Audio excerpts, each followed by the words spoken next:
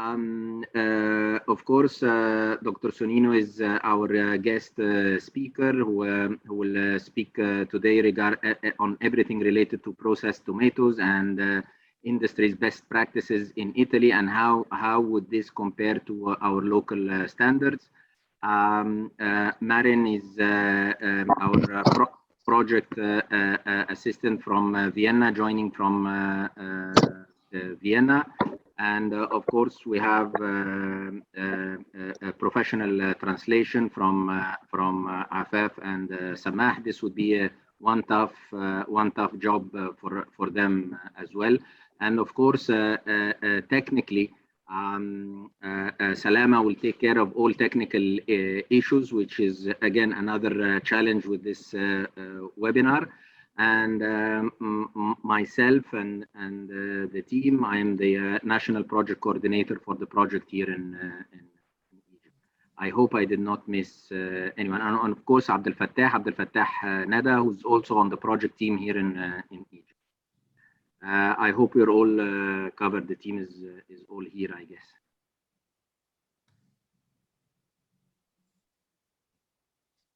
We're all good, Dr. Sonnino. Everything is clear for you, and okay. For me, it's perfect. No problem.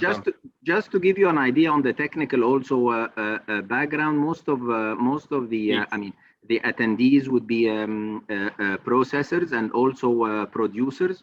So if we can talk more on the technical side, on the production side, on best practices, as we mentioned in the TOR, you know, there is a section on regulations and the type of contractual agreements between the growers and the processors and the challenges in Italy and so forth.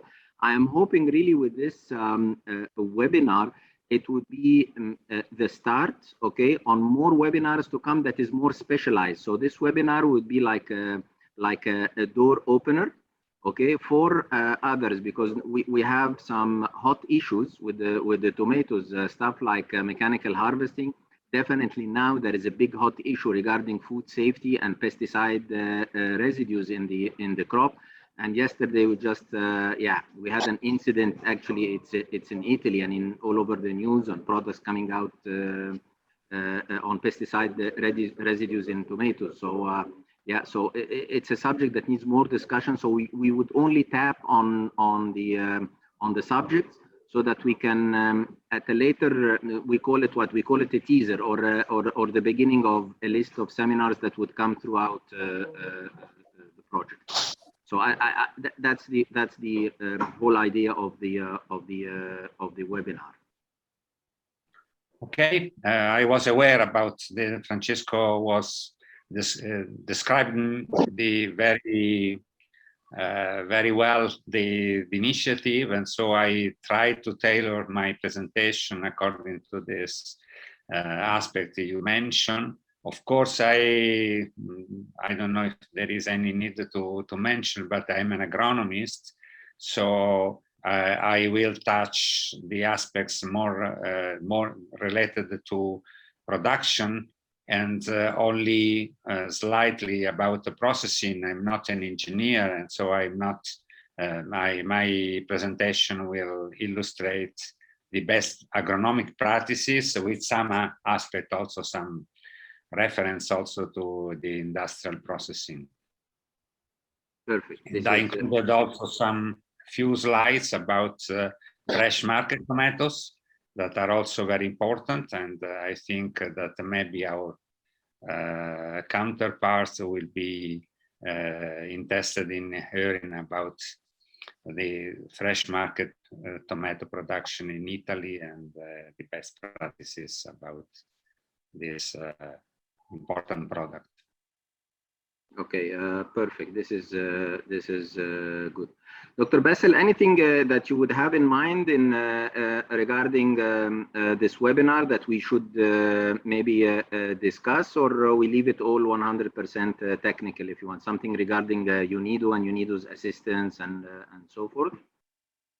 I don't think that in the webinar we need to discuss anything other than the technical. I would really see it as a more in-depth technical discussion for how would the project from now on take into consideration all the aspects, as you said. It's great that we have our colleague as an agronomist, Mr. Sorino, and maybe we would also touch base on the discussion, if it's not in the presentation, on the processing side, because as you know, the processing side, as we have promised, that the processing side of this project would be very important, because this is what we are, if I understand well, it's one of the main objectives and aims of the project, to increase the percentage of processed tomato in the country, and not neglecting the importance of the agronomy and of the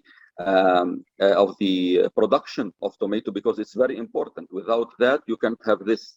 But also maybe let's direct the discussion in a way into this direction.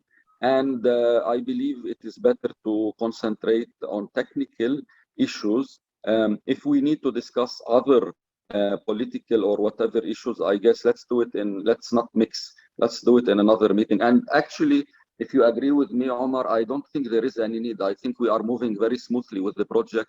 We don't have any hiccup. We don't have any problem. So I don't see anything major to be honestly discussed other than the technical, on how we will go technical. And even technically, I think we are going very well. I'm not criticizing. I'm just putting a point that the processing side would take a fair size of this project.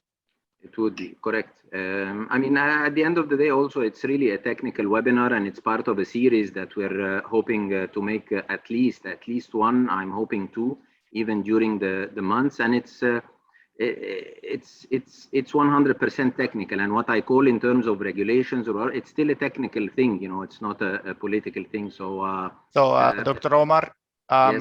2 minutes, and I think participants coming. We have 23 participants as of now. Yes. 8 panelists and 15 attendees. Okay.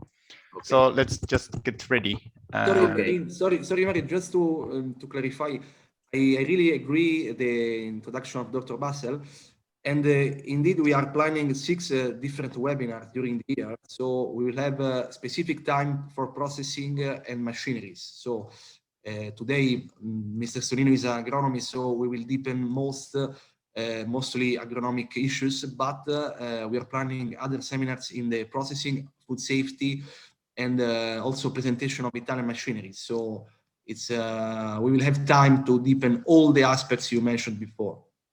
Okay, that is great to know. Thank you very much for this clarification. Yes. May I ask 2 questions? The first question is about the translation. So should I speak slowly to allow the interpreters to... It's going to be a simultaneous interpretation. There will be an announcement in the beginning of the event. I will try to go slowly, not to... Okay. That would be good. Facilitate their job. Yes, Second, that would be great. I have 2 or 3, I don't remember, videos. So I have just in one slide, I have put the link, and I will try to project the video. If it will be possible, I think that can be better than 1,000 words. And but let's say, because I know that the videos sometimes give some troubles when in this kind of conferences. We will see. Okay. Thank you very much. That's all. Thank you very much indeed. So Dr. Bassel will do the introduction. Yes. And we were supposed to have Mr. Mahmoud Basyouni, who is the executive director for the Chamber of Food Industries, to give a small intro as well, but I do not see him. I might be wrong, but I do not see him in the attendees. Okay, so he'll be joining now. This would be the second talk, and then maybe I would do a brief introduction, and then we start off with the presentation from Dr. Sorino.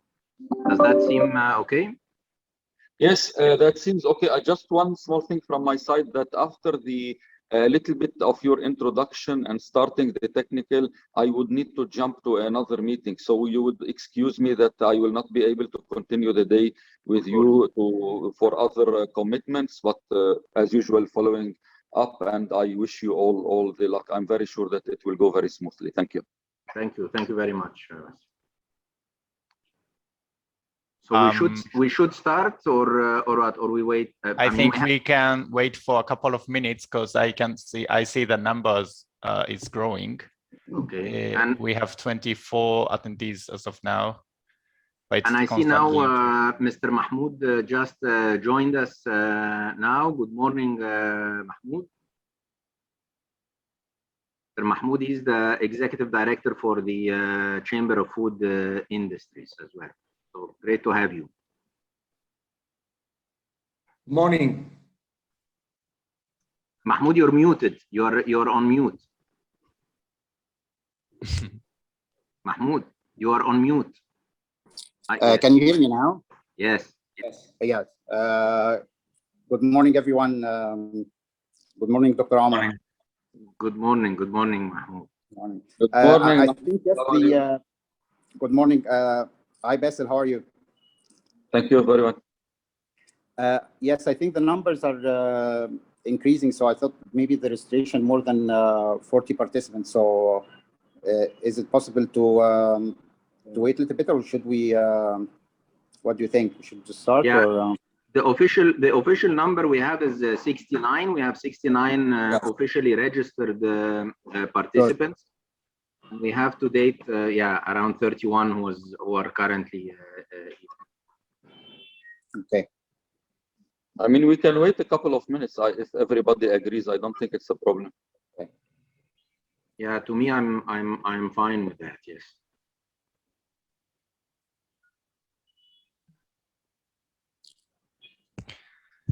So shall we wait for two more minutes and start at 10:05 with with the agenda, if that's good?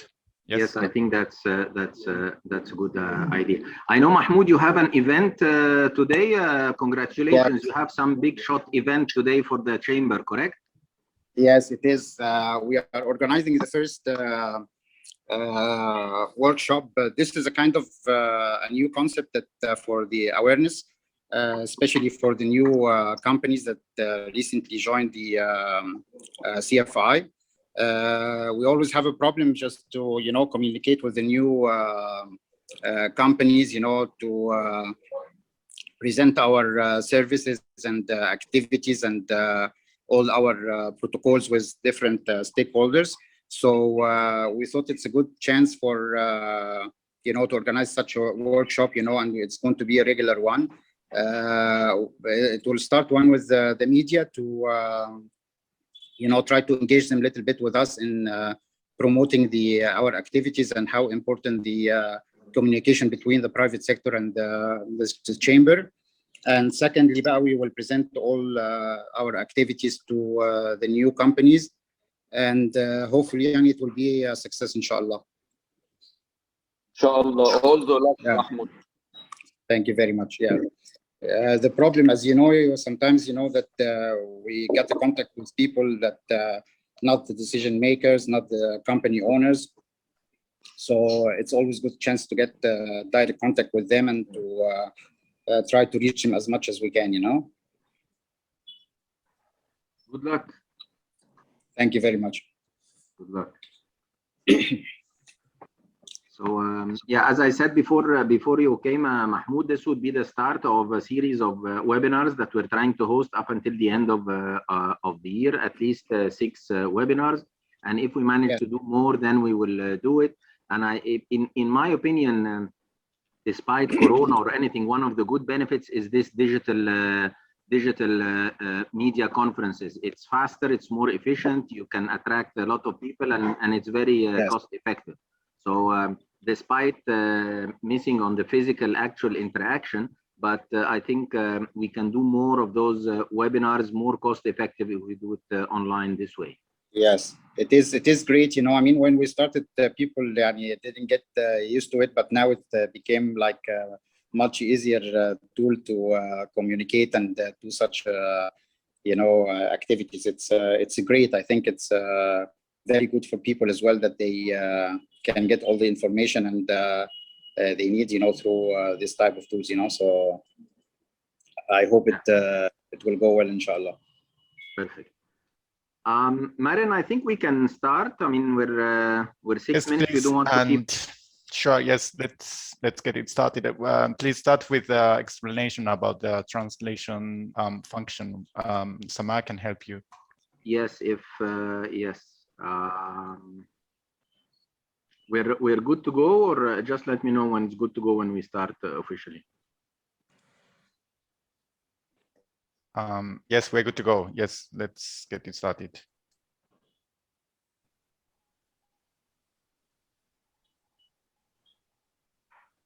Okay, good morning, everyone. Thank you for your attendance for this first webinar for the Tomato Value Chain project.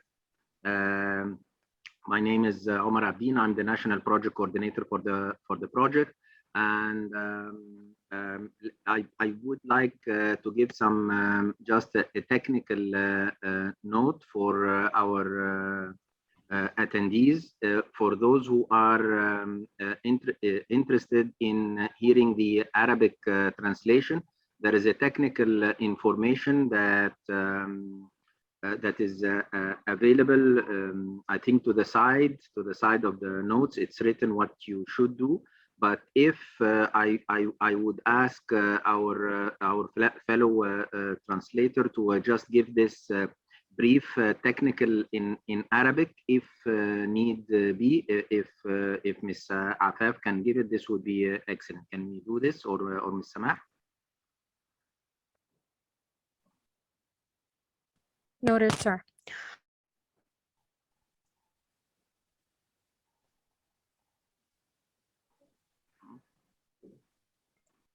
الشاشة ستجدون علامة الكرة الأرضية جانبي الأسفل أيمن من الشاشة. عند النقر عليه ستجدون اختيار ما بين اللغات المختلفة منها العربية والإنجليزية. في حال عدم ظهور اللغة العربية، هذا يعني أن التطبيق الخاص بحضراتكم ليس محدثا إلى آخر نسخة، فبرجاء التحديث في هذه الحالة حتى تظهر اللغة العربية كأحد اللغات المتاحة للترجمة. في هذه الحالة سوف تستمعون إلى الترجمة. في حال حدوث تداخل بين صوت المتحدث وصوت المترجم، برجاء اختيار ميوت اوريجينال، بمعنى إغلاق الصوت الرئيسي للمتحدث. إن لم يكن هناك مشكلة فليس هناك لهذا الاختيار. وفي حال رغبة في العودة إلى الاستماع إلى صوت المتحدث دون المترجم، يمكنكم اختيار interpretation off أو إغلاق الترجمة، أو الاختيار الآخر هو unmute original. We have already given them the instructions. Okay, perfect. Let me give the floor to Dr. Bassel Khatib for his word. Dr. Bassel. Yes, thank you very much, Omar. Welcome everybody. Just to introduce myself, I'm the UNIDO Regional Director here in the region based in Cairo. I'm very happy to be with you today. And let me express my warm welcome to all of you for being here today to attend UNIDO's webinar on the Italian best practices for field production of processed tomato. UNIDO's current portfolio in Egypt includes a strong emphasis on agro-industries. This comes from the recognition of the competitive advantage of Egypt in this field, coupled with the great impact this sector can deliver. UNIDO focuses on adding value to agricultural production by strengthening linkages between agriculture, industry, and markets, upgrading food processing technology and related skills, promoting food safety at the national and the regional levels, and encouraging practices to reduce post-harvest losses and to increase food security. The Today webinar is part of UNIDO's project Inclusive and Sustainable Development of the Tomato Value Chain in Egypt, which aims at increasing the value addition and enhancing technical capacities of operators, thus enhancing their employability and increasing job and business opportunities. As you know, Egypt is the 5th largest producer of fresh tomato worldwide. The country produces about 8 million tons of fresh tomatoes per year, thanks to the natural resources of suitable climate, dual seasonality, and fertile lands. However, the level of processing still remains low, around 3 to 4% only of the tomato crop processed. Therefore, UNIDO, in collaboration with the government of Egypt, is upgrading the value chain through: first, linking primary producers with the processing industry; second, offering integrated services for the existing and new processors to develop their business, taking into consideration gender mainstreaming principles; and third, introducing clean agriculture, organic and innovative products and processes to compete in the local and global markets. This tomato value chain project is implemented in the framework of UNIDO Program for Country Partnership, the PCP. This PCP is our innovative approach, which offers sustainable solutions for long-term industrial development. The PCP includes 6 components, namely industrial policy and governance, investment promotion, green industry, smart cities and sustainable industrial parks, value chains, and industry 4.0. UNIDO is currently implementing 10 projects under the PCP with a total budget of around $30 million. These interventions are under the focus areas of creating shared prosperity, advancing economic competitiveness, and safeguarding the environment. Of course, this project is one of these. Nevertheless, the PCP plan is to implement technical cooperation projects in the country with a total budget of around $170 million in the next 5 years. In order to create bigger impact, we are strategizing with different international financial institutions and donors to foster the structural transformation of the manufacturing sector. Within the PCP, UNIDO will develop a center of excellence that will act as a knowledge hub and service provider to the tomato agro-industry. This center will focus on technology transfer, enhancement of processes and productivity, quality standards for food safety and traceability, efficiency of energy use, promotion of the circular economy to the food and agro businesses, and capacity building for any related Industry 4.0 technologies. There is no doubt that the tomato value chain offers a lot of economic and environmental opportunities. Thus, I hope that all of us will work together in order to utilize these opportunities and to be part of the change we want to see in the near future in the agricultural sector and processing as a whole, and in the tomato value chain.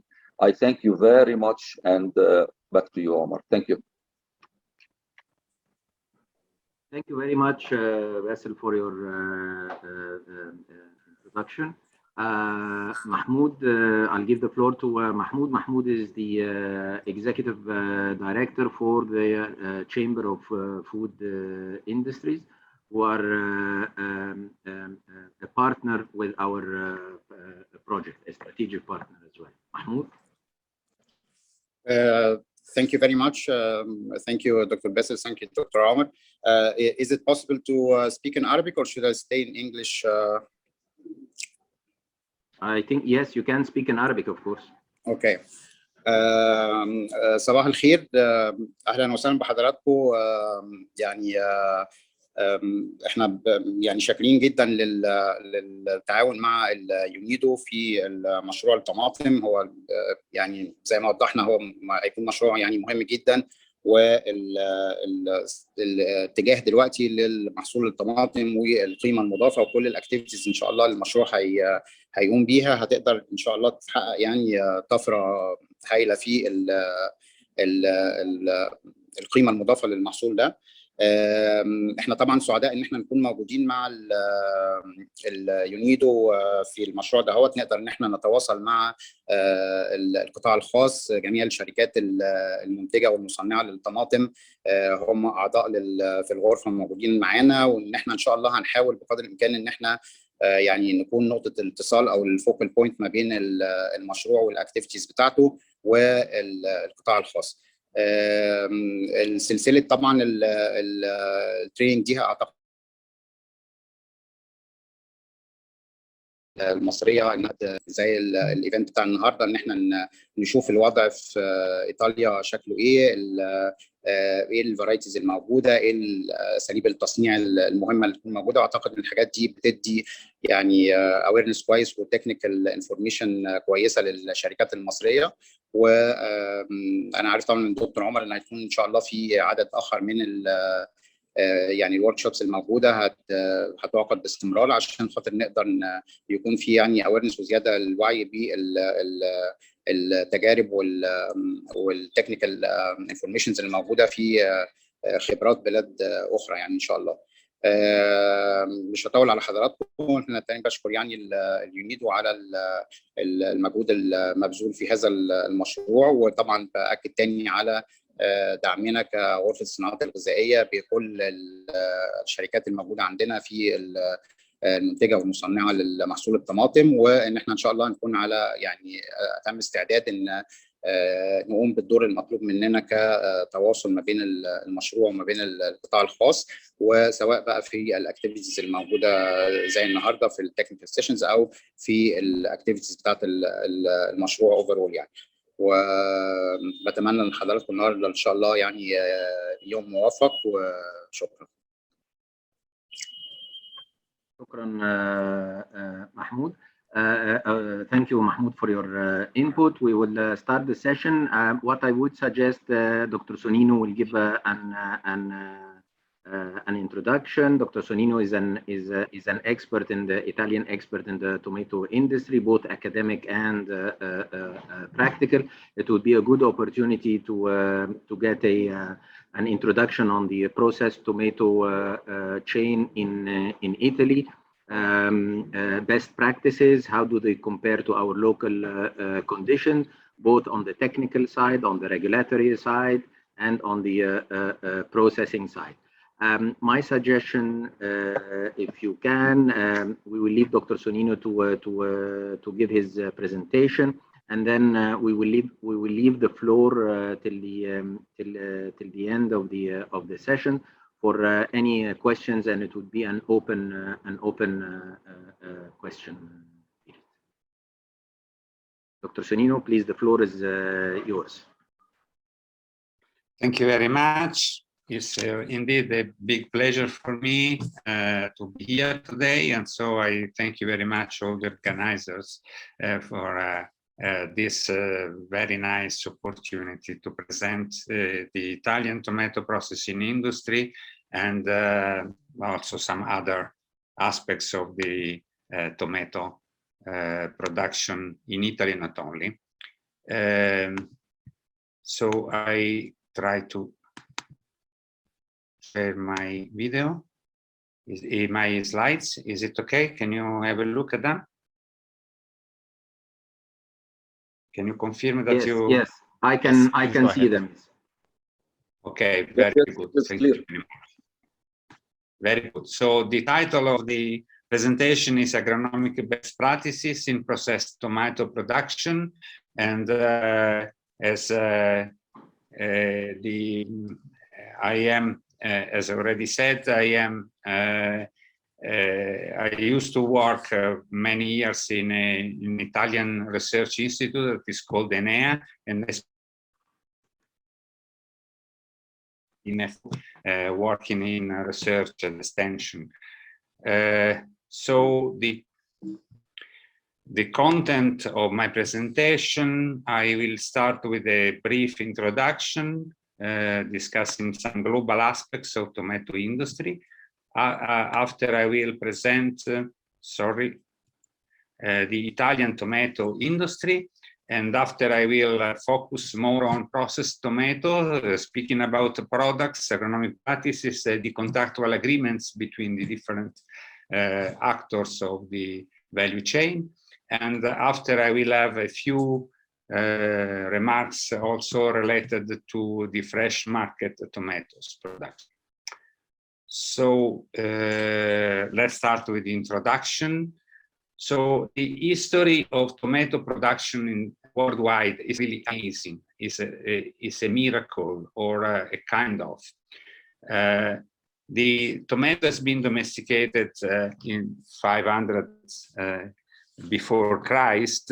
In Latin America, it has been domesticated, arrived in Europe in 1525, brought to Europe by Spaniards. But at the very beginning, it was the Europeans thought that it was poisonous. So this is why in 1753, when the Linnaeus prepared the taxonomy of the genus Solanum, called it Solanum lycopersicum, that means the wolf peach. So saying that this is something dangerous, something poisonous. And only in 1850, cultivation has been only at backyard level. It was very first attempts to consider it as a field crop, and with no very limited extent. And only in 1875, there was a first processing plant that was established near Naples by Mr. Cirio. Cirio is one of the most famous brand of processed tomato in Italy still. And so this is, in very few years, it became a very important crop worldwide. So this is the screenshot of the FAO stat, and you can see in very few years the incredible increase of the cultivated area, of the harvested production, and of the yield. So now we have 5 million hectares worldwide, and 180 million tons produced yearly, and 359 tons per hectare is the average yield. So in very few years, an incredible increase, an incredible expansion. Let's see why this, why the reasons of this incredible success. I think that there are 4 explanations. The first is that tomato is very good looking.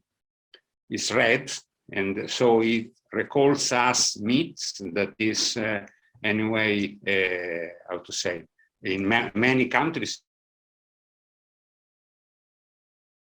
at the beginning of the century, it was considered something for rich people, not meat.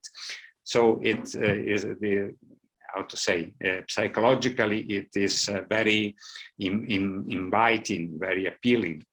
The color is stable, also after cooking, after processing, and so it maintains this red color. And now we are also working with more colors, but this will be maybe shown better later in this during this presentation. Tomato is also tasty.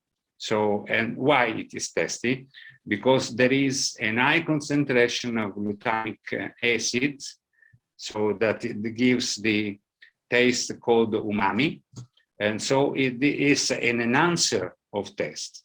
So the tomato sauce is not only good as a good taste, but it also enhances the taste of the other ingredients of the recipe. So it's and this is the same for this AMP, adenosine monophosphate. So it's good for itself, but also an enhancer of taste. Has a long shelf life, and this is mostly because there is a high concentration of organic acid. Here I put a list of the most important. I'm not going to read all these names, but anyway, all this organic acid confer to tomatoes a long shelf life. It's possible to store and to utilize for a long time. And it's also smart for cuisine because it's a good emulsifier. There is pectin, cellulose, hemicellulose, lignin that confer the property of very nice properties for making sauces, using it in a number.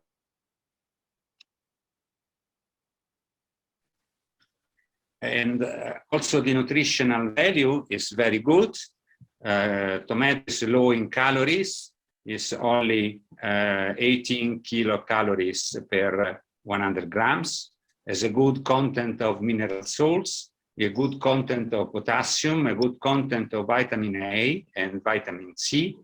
And what is maybe the most important aspect is rich in lycopene. Lycopene is a strong antioxidant, and this is becoming also a marketing aspect. In the very last days, I will come back on this aspect later. And we have to take in consideration that tomato contains also some allergens. So there are people who cannot eat tomatoes, maybe they have to eat tomatoes with some precautions. But anyway, so we can now go to the Italian tomato industry. Let me try to give a picture.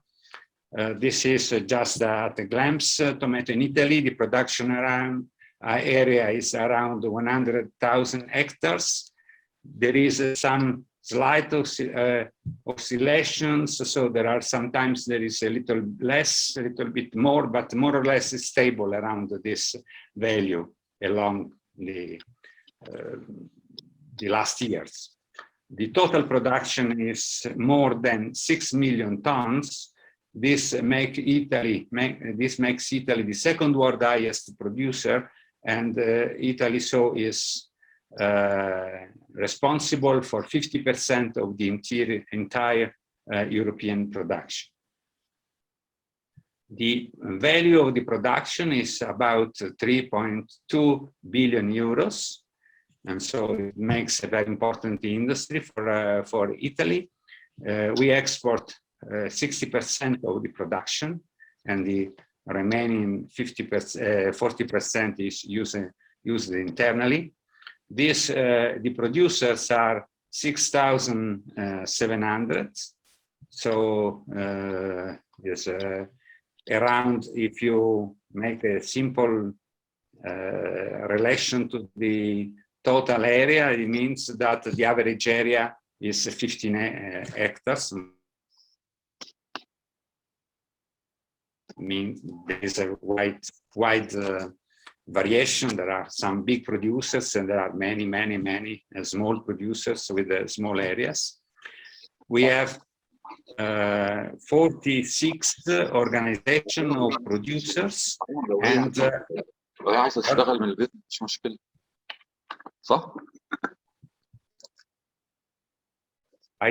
is something speaking, but I don't understand what they say. Is there something to me?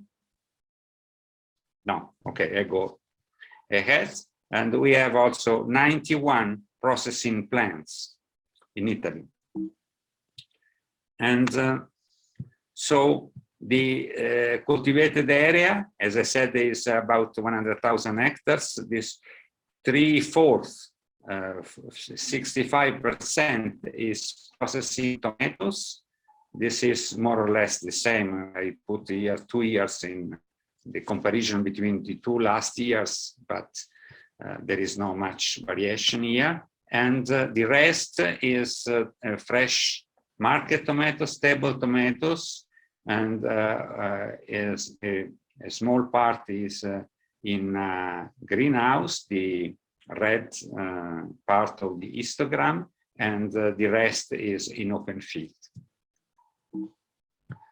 So this is about the area.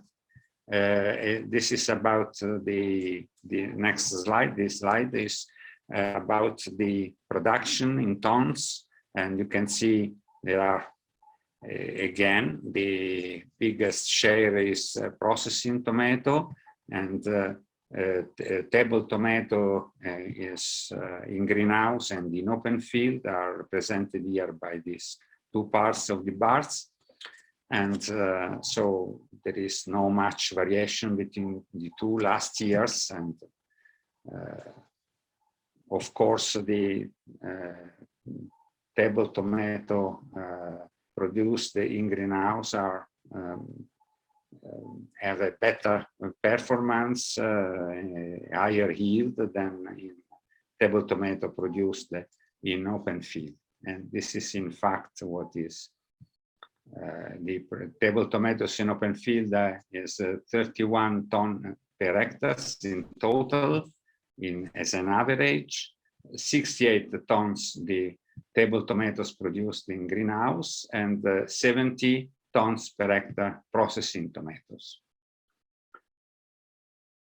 Where these tomatoes are produced, you see there is a big share. 2/3 of the production are concentrated in two areas, in Emilia-Romagna, that is here, and in Apulia, that is here, this part of Italy. And the rest is divided in different other regions. And you can see here is there are two parts that are very more or less 50-50, 48 to 52%. In the south of Italy, the production is concentrated in this area that is between Naples and Salerno, and in Apulia, and mostly almost only in the province of Foggia.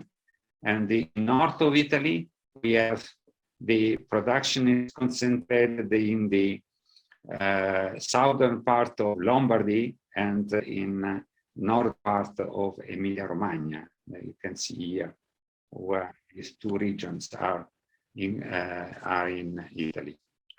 And so let's see some differences, also making a little comparison between what happened traditionally and what is now the situation. This is processing tomatoes in North Italy in the past year, in the past century. And here there are some processing plants, and all the production was concentrated in producing the paste, tomato paste. And now the situation is a little bit changed during the, but we still have a lot of production of paste. This is, for instance, a triple concentrate. We'll go after describing the different types of processed tomato in Italy. And but now there is a wide offer of different products.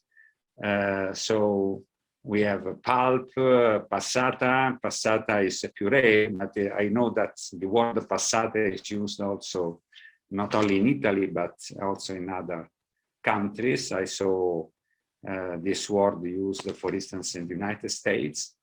Sauces, already made, ready-made sauces, and peeled and chopped. In southern Italy is totally different. So this is a traditional plant but the production was concentrated to produce peeled tomatoes. And this is Cirio. Oh, sorry. And so I was, I already mentioned Mr. Cirio, that was the first Italian producer of canned tomatoes, and this is still a big brand, one of the most important brands in Italy, and these are the peeled tomatoes. So the production in the southern part of Italy used to be concentrated in peeled tomato and also in dried tomato. And now, in the present situation, doesn't change very much, peeled tomatoes and dried tomatoes. So it's still concentrated in this type of product. So now just go to have a look at the processed tomato as they are, and what are the products, what are the agronomic practices, what are the contractual agreements. So processed tomato. Tomato paste, as I saw, is the most important product of northern part of Italy. And so we can have it semi-concentrated, concentrated, the double concentrated, the triple concentrated, and sextuple concentrated.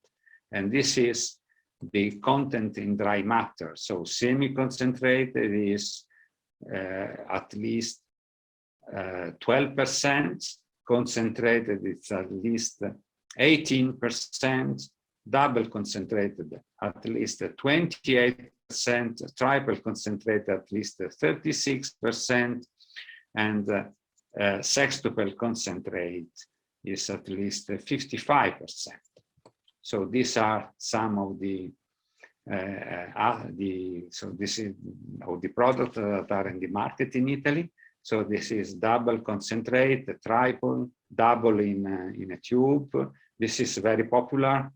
This is the most popular product we have. This is very much used as a taste enhancer. It's used by everybody almost in Italy. This is the sextuple concentrated. This like when you put out of the can or out of the tube. There are other products. One is triturati. This peeled and chopped. I also found this word in cans that are marketed in United States and in Northern Europe. So this is not only Italian, but anyway, it means peeled and chopped. This is, can see an example. And triturati have no seeds and are used for sauce preparation. The passata, as I said, the passata is used worldwide, not only in Italy, is anyway a puree, and is partially concentrated tomato juice, going from 5 to 12 Brix degrees, and used also for sauce preparation by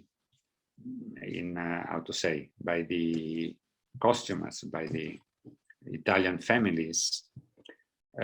We have also the juice. This is also very popular. It's a viscous liquid, of course, has not to contain any peel and any seed, and this is a drink alone, or the famous Bloody Mary, or in cocktails. And after it, we can find also the tomato powder, that is a dehydrated paste, so it's only 3 to 4% water, and used for processed food. So this is used mostly to give color. So for instance, to give color to meat, or to give color to other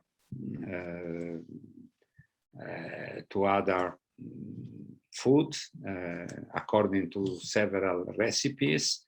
They add the cook add some powder to give more color, to make it more attractive.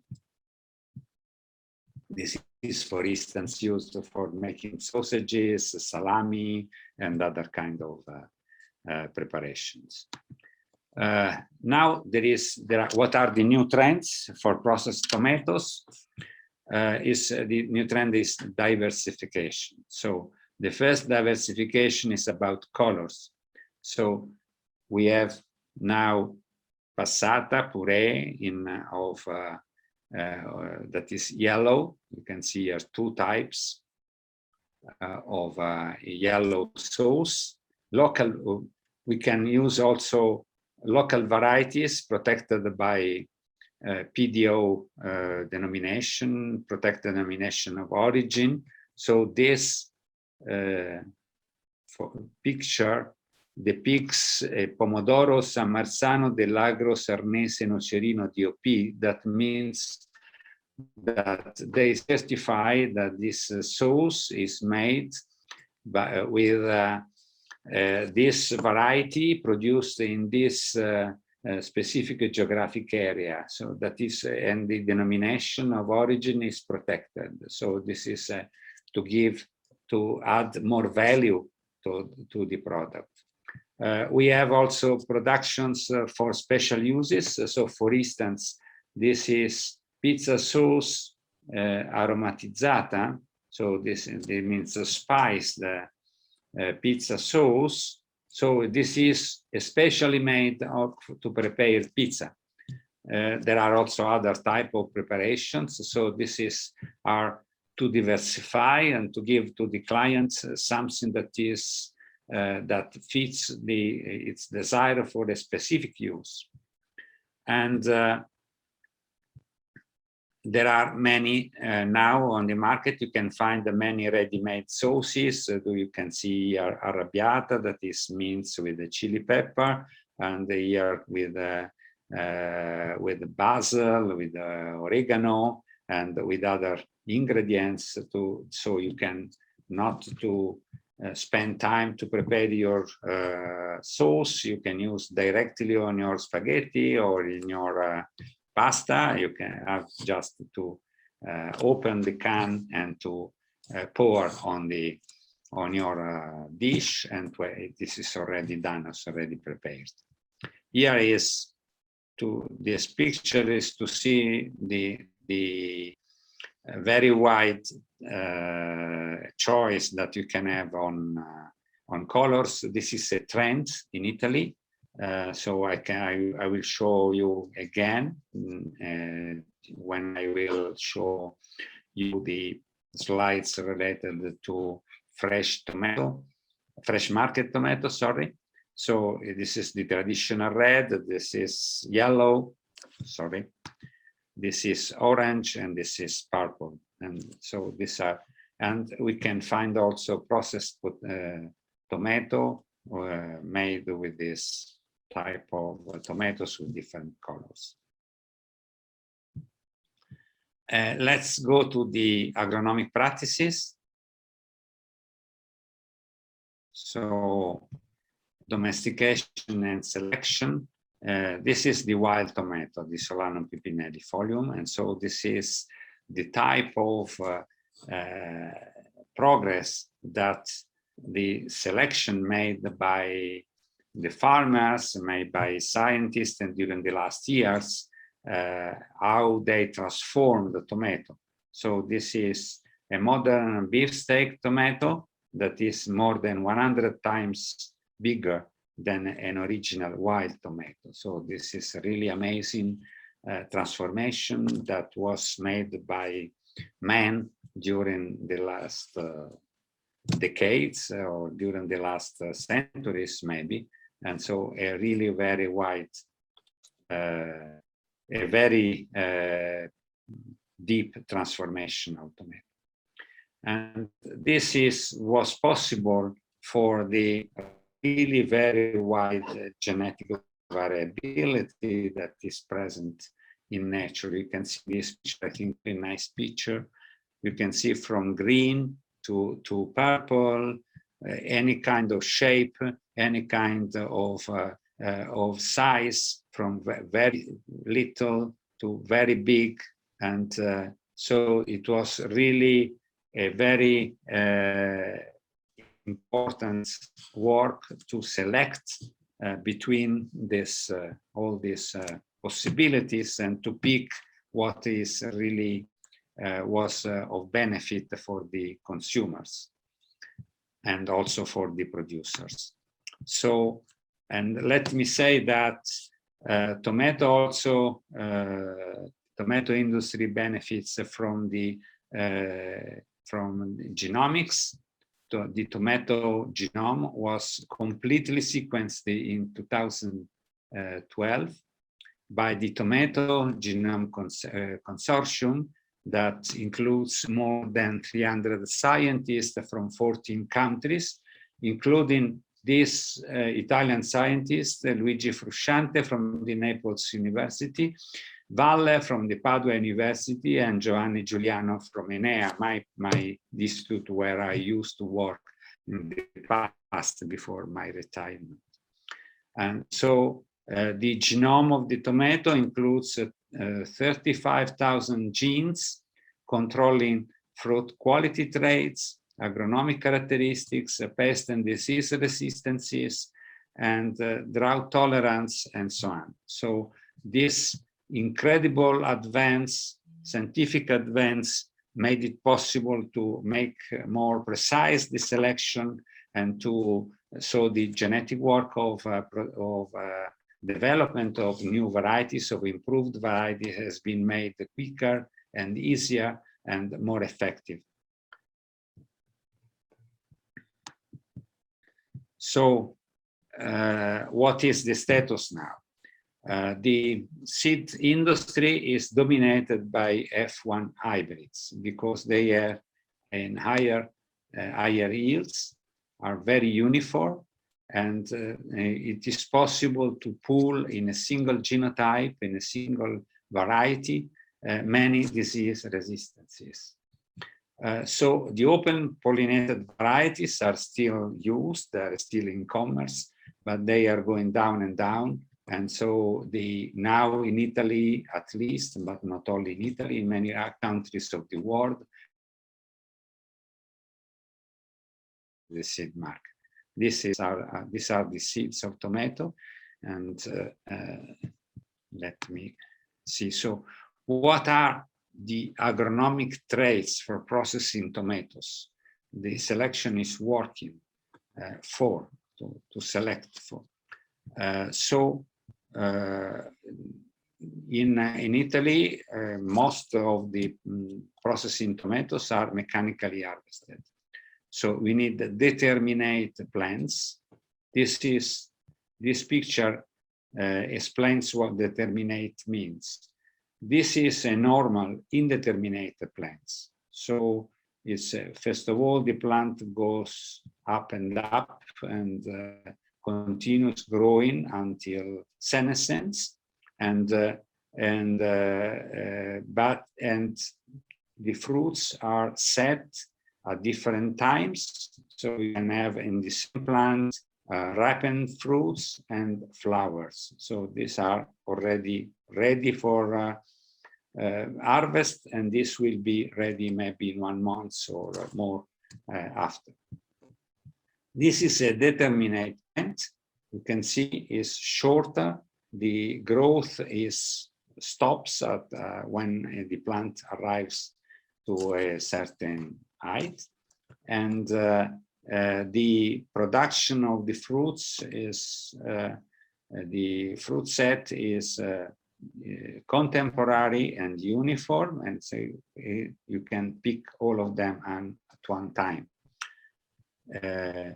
So this is determinate, the shape, the size of the plant. The ripening of the fruits is uniform. The fruit must be firm because of mechanical harvest can damage the fruits, and so it's very important that the firmness of the fruit is very important. Also, this character, the jointless or arthritic. You can see in this what it means in this picture here. This is the normal jointed, is called. This is the name of a gene. I'm not going to in more detail from a genetic point of view, but anyway. So when you pick this part, is the green remains attached to the fruit, while jointless, when you pick the fruit, remains without the peduncle, and so this is the why this preferred for mechanical harvest. Arthritic is another gene that but gives the same, exactly the same result. So jointless or arthritic. The processing tomato varieties must have a short and predictable cycle. So it is make possible a perfect timing of the production. So you can plan the production, so you can have at a certain date the harvest of each plot of your farm. And so you can plan the harvest, you can plan the delivery to the processing industry, and so on. So this is very important. This is a science now. It's very important to have this possibility to plan exactly and efficiently the harvesting time and the delivery to the processing plant. And this is also very important for the processing plants, that they cannot receive all the product in few days. They have to prolong the season, and they need to use their machineries for more days to make it more efficient. Must be resistant to over ripening, so to avoid rotting or other problems. And they must have a hard peel to avoid all the mechanical damage caused by the harvesters. This, sorry, is in Italian, this slide, but anyway, normally we have all these kind of resistances. This is high resistance. All the, how to say, the acronyms are the same in English and in Italian. And so we need to have this kind of resistances, and also intermediate resistance to all these other pests and diseases. So normally a variety, now a modern variety, has most of these varieties, and this is declared when you, in the envelope, when you buy the seeds. What are the technological characters for processing tomatoes? So you need to have a high percentage of total solids, or dry matter as you prefer, that are the soluble plus the insoluble solid. This is calculated respected to fresh weight, and this must be more than 60.4%.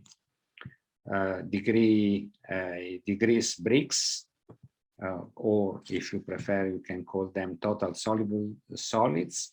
That is the percentage of soluble solids. So here is soluble plus insoluble. Here you can count only the soluble solids. And this is determined by the refractive index. And so you need the refractometer. That is a simple device that can be used. It's portable, it's very easy to use. And in this case, you need to have at least a 5.5. Acidity also is a very important aspect. This is, of course, is measured by a pH meter. This is a pH and must be less than 4.3. Very important also the titratable acidity, or that is the percentage of citric acid on dry matter, determined by titrating diluted tomato product to pH 8 with some K, and so in this case the higher is the better, but at least must be between 6.1 and 7.5. Other characteristics that are very important: the percentage of reducing sugars on dry a solution that is called the filling solutions, and also in this respect, the higher the value is, the better. So must be anyway more than 55%. The color can be determined in lab by colorimeters. Here there are the two most important, the most used colorimeters: Gardner and Hunter Lab. And this is expressed as a ratio between red color and yellow. And so this must be more than 2.6 for red sources. Of course, as I showed before, there is now the trend to have also sources of other colors. So of course, this value is different from if you wish to produce yellows, tomato sauce, or other kind of sauces. The consistencies, this is measured by the consistometer. Bostwick is the most popular and must be low in juices. This is because if the juice is too viscous, it can give problems in pouring or in preparing the cocktails and so on. So we need, this is important for juices, you need a low consistency. The percentage of pectin on fresh weight, this is made using a spectrometer at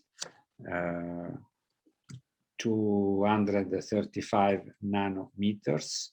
And you have to treat before with this enzyme peptide lyase the samples, and this must be more than 1.5. And many processors use this analytical index. This is the formula, and where R is the total soluble solids in calculated in bricks. Z is the percentage of reducing sugars, and A is the titratable acidity, the percentage. So using this formula, you can arrive an index, and this index must be higher than 25. And this is, to say, an indicator, a complex indicator that considers several characteristics that are important for processing tomatoes. Let's see now the two most important categories that I intentionally didn't mention before when I listed all the producers. So peel tomatoes. What are peel tomatoes? This is the official definition: are fleshy and firm tomatoes whose peel has been removed and they are eventually immersed into their own juice. Le caratteristiche that we need to produce, good peel tomatoes, we need elongated berries, this kind. This is perfect. This is the perfect size and the perfect shape, with two locular cavities. You can see here, there are only two, no more than two. Few seeds. The flesh must be thick. You can see from this, it's very clear from this picture. Fleshy, and must have firm walls. The peel must be easily detachable during the peeling phase, and we have absence of some defect. One is phytone. Phytone is a clear, a white axis, a stylar axis at the attachment of the peri to the peduncle inside here. And the other defects, that is a scatolatura.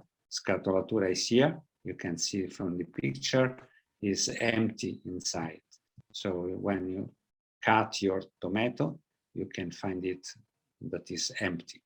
This is a defect. This is due to some imbalance during the cultivation phase. And so this, of course, this kind of tomatoes are discarded during peeled tomatoes production. The main varieties used in Italy, so San Marzano is the most famous. It's a land race. San Marzano is cultivated mostly around Naples, and this is the most famous. But this is a land race. It's variable. It's very difficult to manage because it's not very uniform, and so it's very difficult to manage in the open field. This variety I-Peel was introduced by Peter Seed, that is now is Bayer, and this was a revolution in Italian tomato cultivation because it allows to produce up to 1,000 tons per hectare, and so it had a lot of success. Now all these land races and other open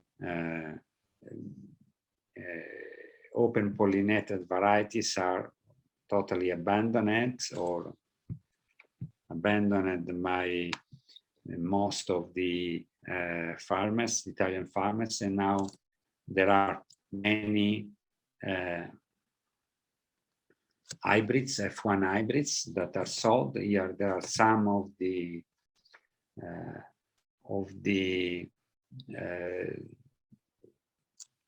companies that produce tomato seeds, tomato F1 hybrids. Of course, most of the hybrids, F1 hybrids, are anyway cultivated by, are produced by different companies that are under the big umbrella of Bayer, of ex-Monsanto.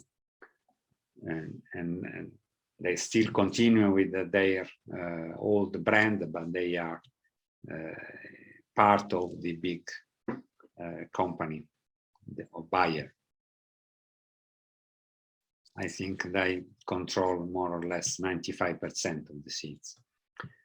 And this is about tomato paste. That is, the qualities are the same also for puree, for chopped tomatoes, for ready-made sauces, and so on. So the tomato paste is a thick paste made by cooking tomatoes for several hours to reduce the water content, straining out the seeds and the skins, and cooking the liquid again to reduce the base to a thick, rich concentrate. And so the required characteristic, a uniform red color, very intense, few seeds. You can see here very good. This is one of the most popular F1 hybrids. High solid, high sugar, bricks, high lycopene, strong taste. The shape is not relevant. Normally, they use blocky shape. And the main varieties, these are the three varieties that made the history of tomato processing tomato production in Italy. There are these three varieties are, in spite of their name, are from the United States. Petomac was the revolution with, again, a variety that changed the rules of the game, making it possible very high production. And this was again Peto Seed, that is an American company that has in Italy, in the southern of Italy, on a research station, but is anyway from the United States, and now is part. And there are many F1 hybrids that are used now. This is an open pollinated plant variety, sorry. And now we almost exclusively use F1 hybrids, and these are two of the most important companies that sell this kind of seeds.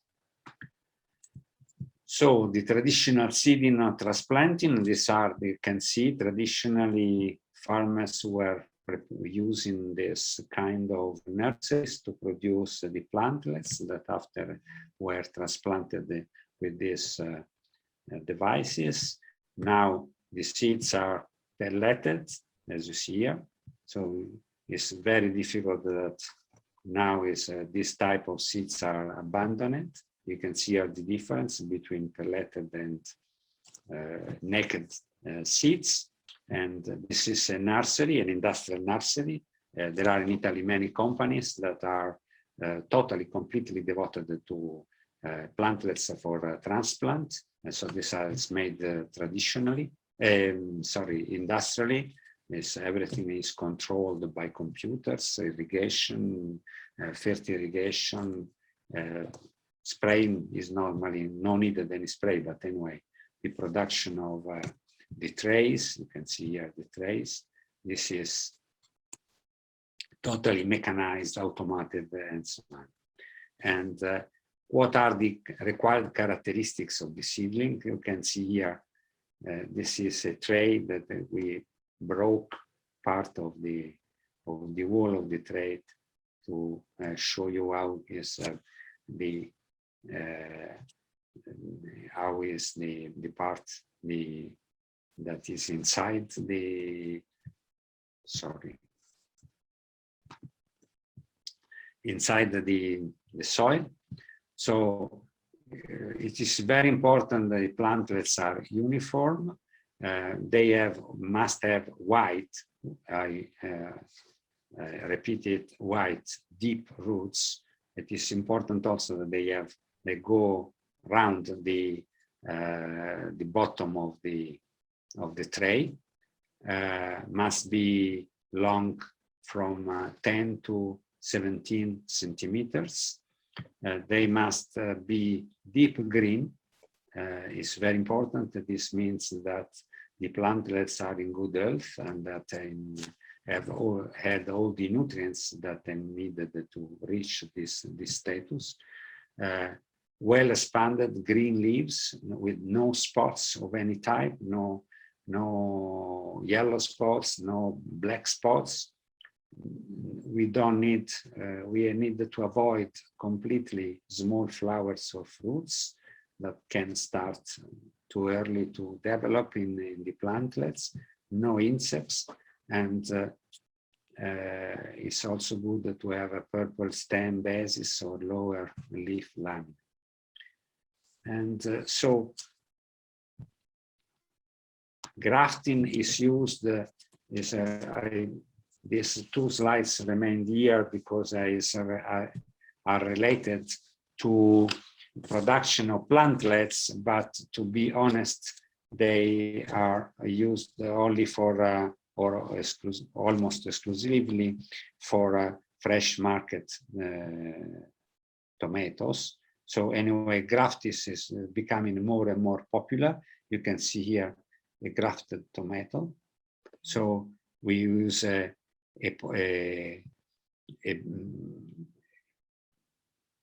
rootstock that is resistant to diseases and to pests. And this is a tomato variety, and so it is grafted. And so you can have the rootstock that confers resistance and strength to the plantlet, and but the production will be with the improved varieties or with the characteristics of the fruit out there. So the shown is normally a tomato F1 hybrid. The rootstock is mostly an interspecific hybrid with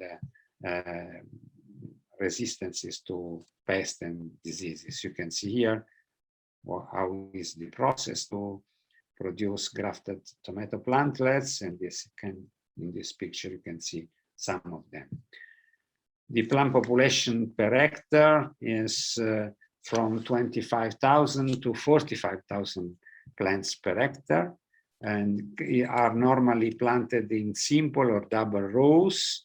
simple means 1.4 or 1.5, and from one sense, and 0.2 centimeters in the other dimension. Double rows, you can see here what are normally the layout. Normally, anyway, this is the range, but I would say that normally we are speaking about 30,000 plants per hectare, and so but we can have higher densities when you use some varieties that are whose plants are very compact, very limited. This is transplanting in the field. You can see this is totally mechanized in this way, or assisted by workers. And this is a tray. This is made of polystyrol, and you can see here how it is used. And I try to, if I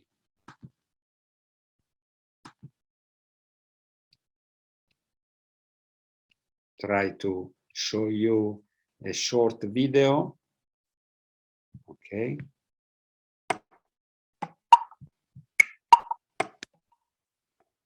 It's a total mechanized.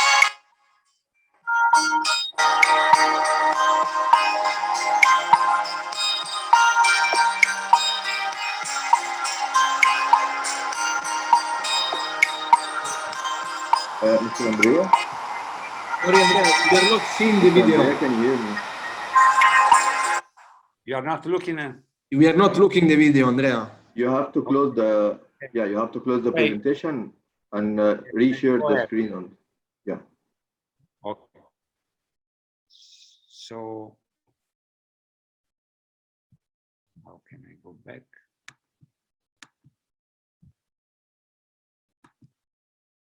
Okay.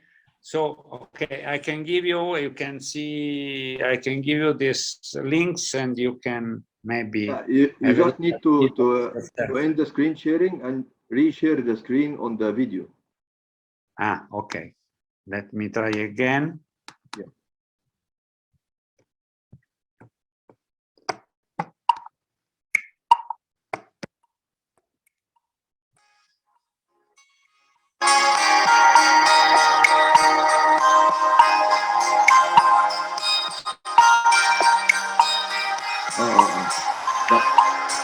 You need to end your screen share. Yes.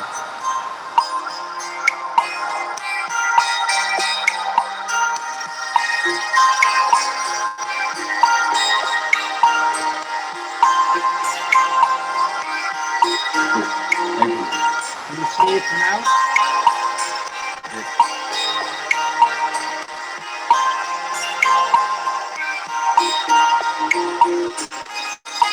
Is it okay now?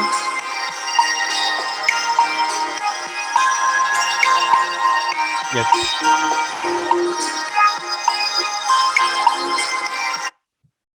Okay. I think we can go back to this. This is another one. No. Oh, another video. Okay. Just a very few seconds.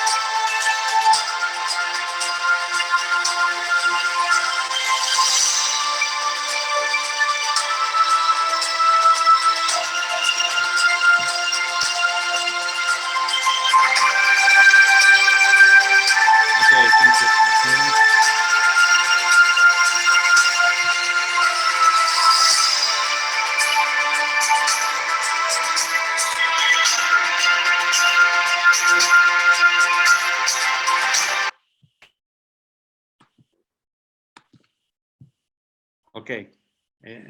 Am I back to my slides? No, you need to share your slides.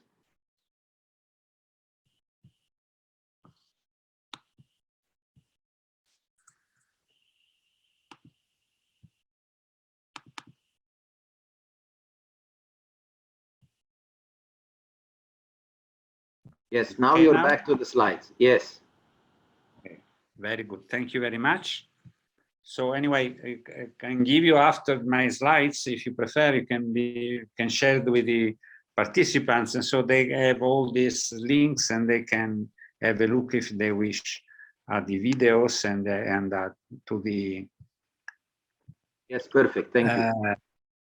Okay, and this is for weeding. So in some case you can use mulching, and or you can use mechanical weeding. The tomato plant normally has a very quick development, and so it's not very important to weed along the rows. What is important is to weed between the rows, and so a mechanical weeding with a machine like this one that is showed in this picture, and is showed also in working in this other picture, is okay. Watering is very important, that drop watering is used, drop irrigation, and this is because it's important not only to save water, that is also very important in many countries. I suppose that is very important also in Egypt, and not only in southern Italy, but it's also important because it's important that the water doesn't touch the leaves. When the water goes to the leaves, maybe it can bring some bacteria, some other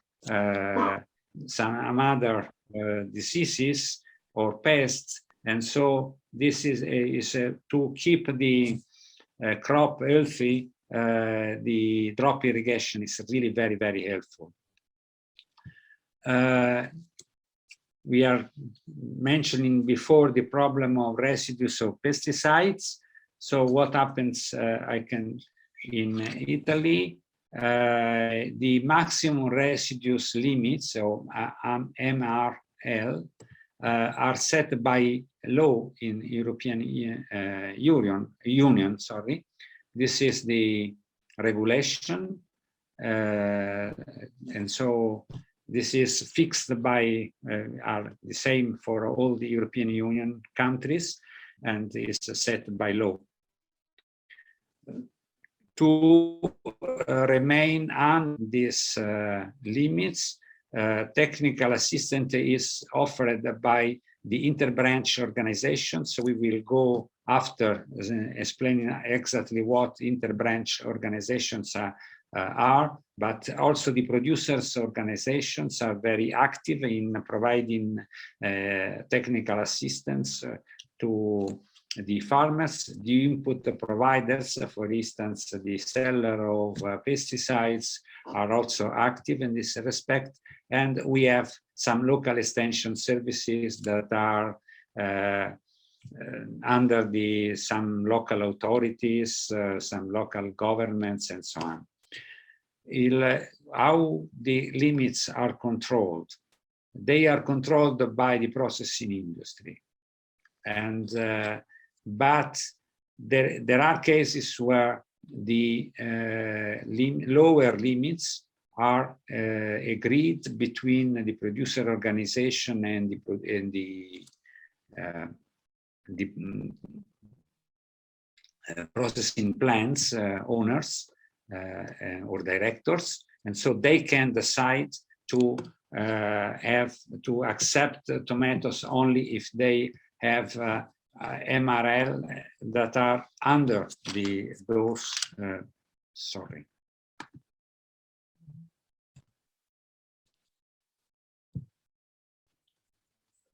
under the limits that are set by the law. And this is used normally for marketing purposes. So for instance, there is one of the most important supermarket chain in Italy that sells tomatoes that have MRLs that are more or less 1/10 of those set by the law, and this is declared in the on the labels and is used as a marketing strategy. So it's advertised with a big emphasis, of course. So this is the control are made by the processing industries, but there are also official checks. These are locally made by the local sanitary authorities that they normally do. They normally take samples and make their analysis, and they found pesticide residues that are higher than those set by law. They can stop the utilization of a part of the production that is to what the sample is referred to. And these checks are made locally, as I said, but there are also central checks made by the Istituto Superiore di Sanità, that means the High Earth Institute, that also takes samples. So this is a control of the controllers to be sure that they make a good job.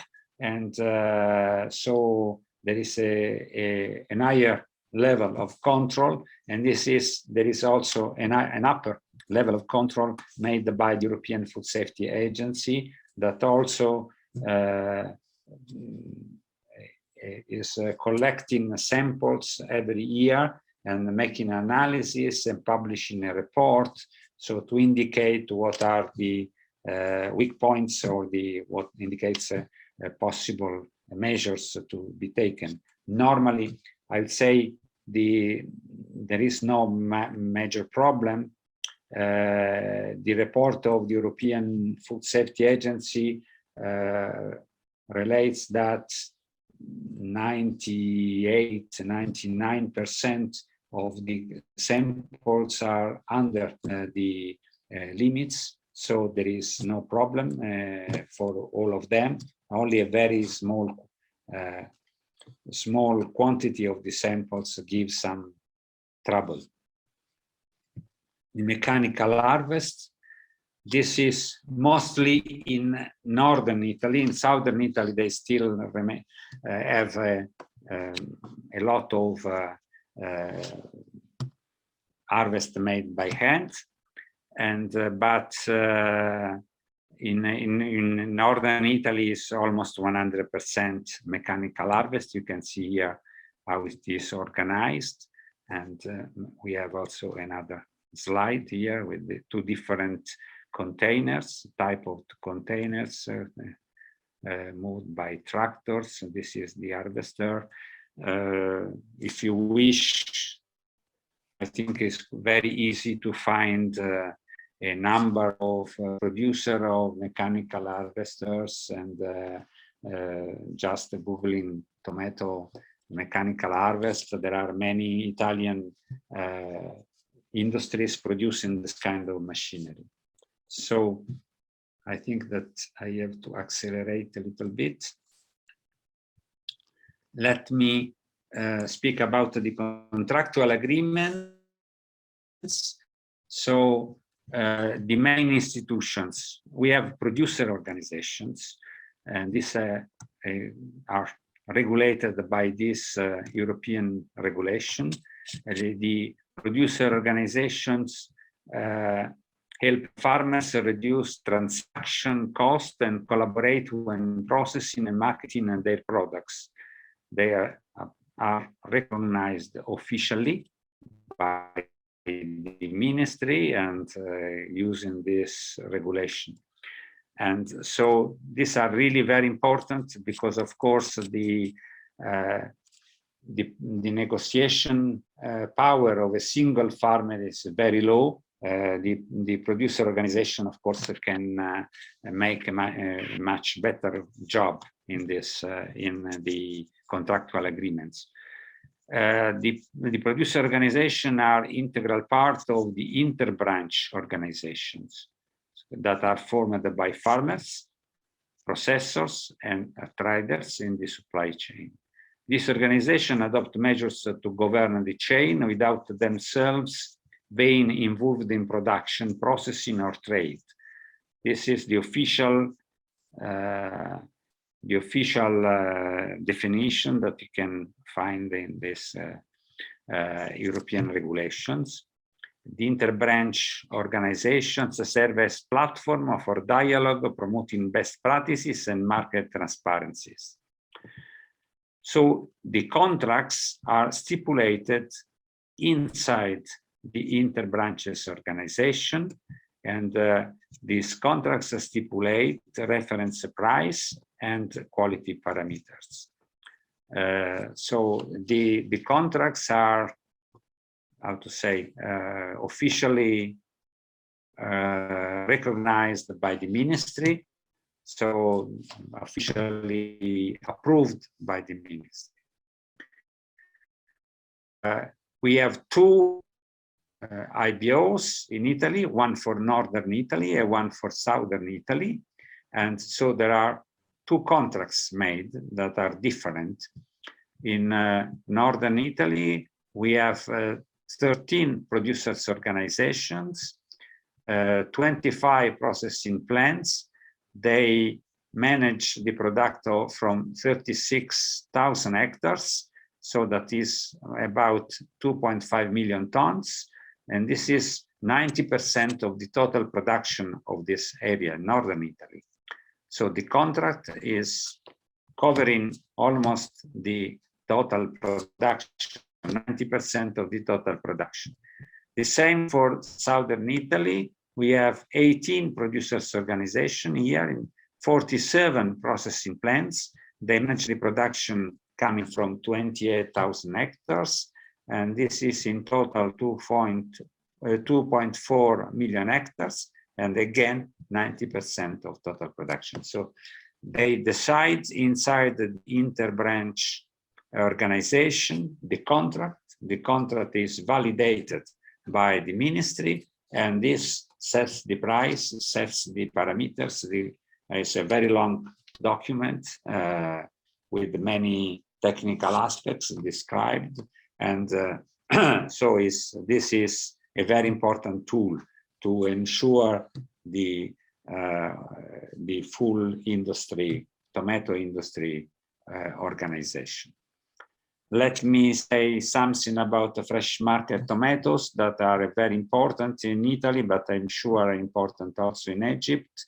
So they can be cultivated in open field or in greenhouse. And in this case, we have both. We have indeterminate plants, as you can see, very, very high. They need support.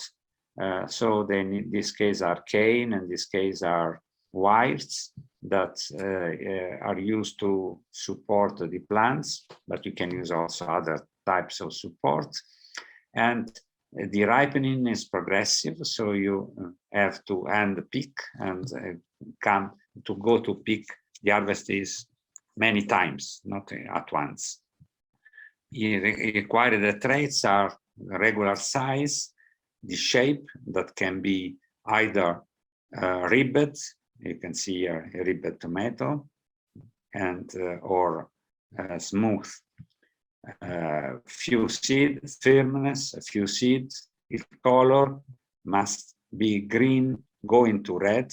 So this is for salad making. This is the how to say, the right ripening phase that you can use them for making salads. And the taste must be sweet. They should have a long shelf life. And so there are two genes, NOR and RIN, that have been isolated by an Israeli company. And in tomatoes that has been found in Sicily. And these two genes confer a long shelf life.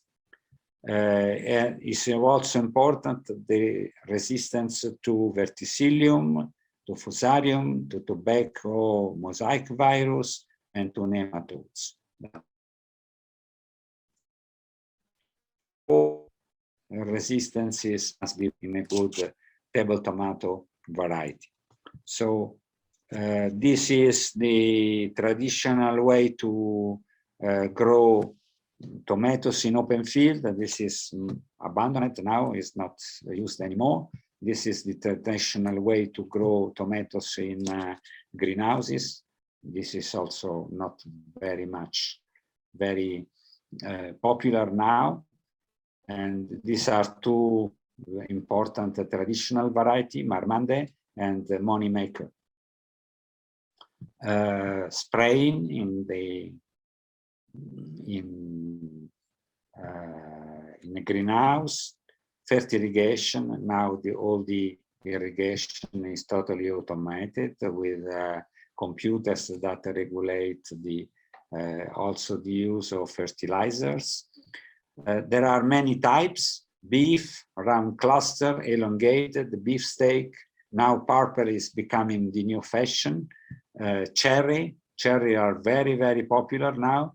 Oxheart, mini plum can be red or yellow pear, and so on. There are many people, many types, and these are new types of packaging. Packaging is very important in supermarkets, in local markets, or in shops.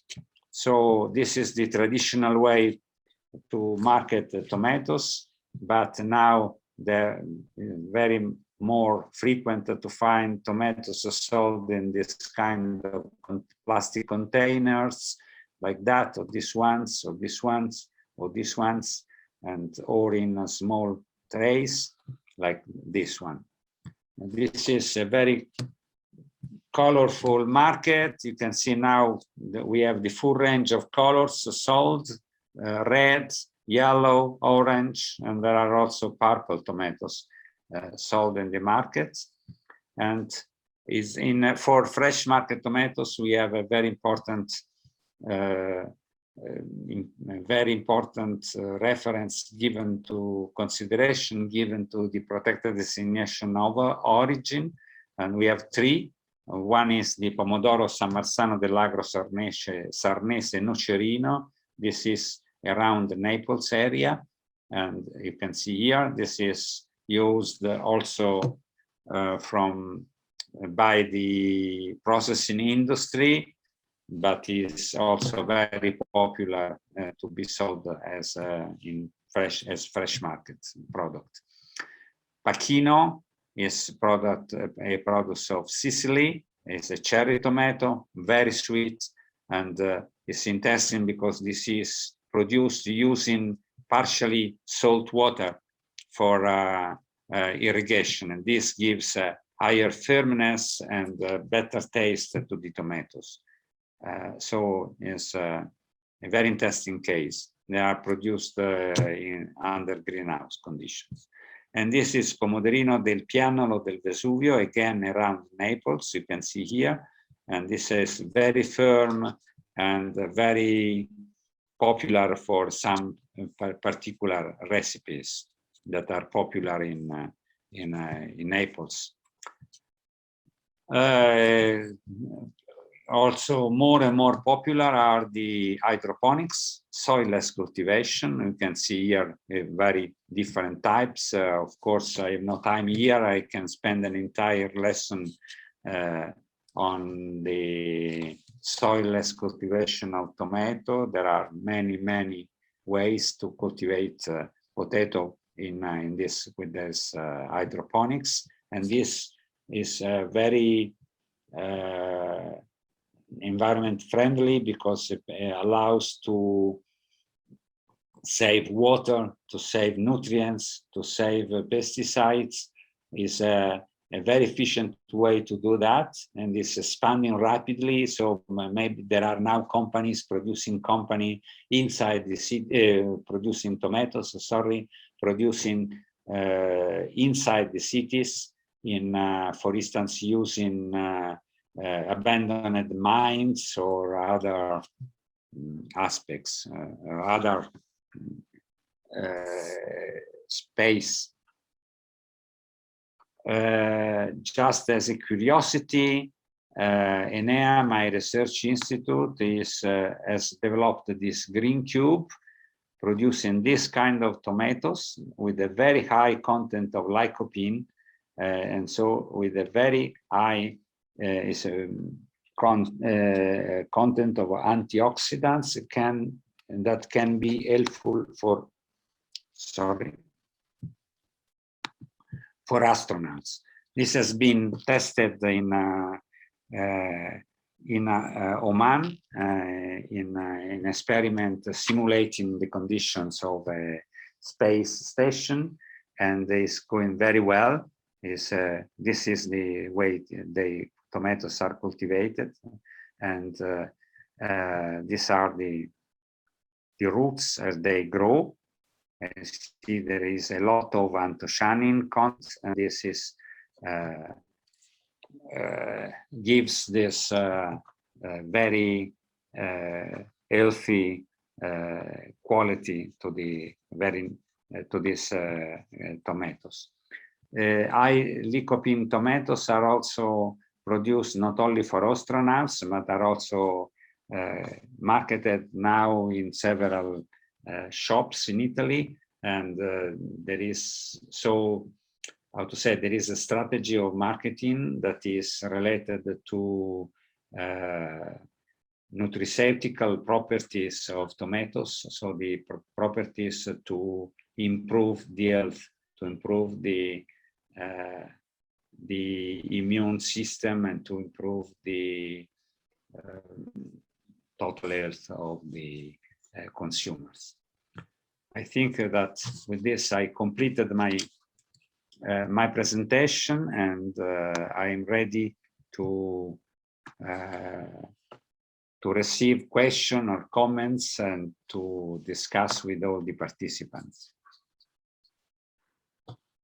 Thank you, Dr. Sonnino, for your time and presentation. Several points were, for me, were very interesting and needs more clarification.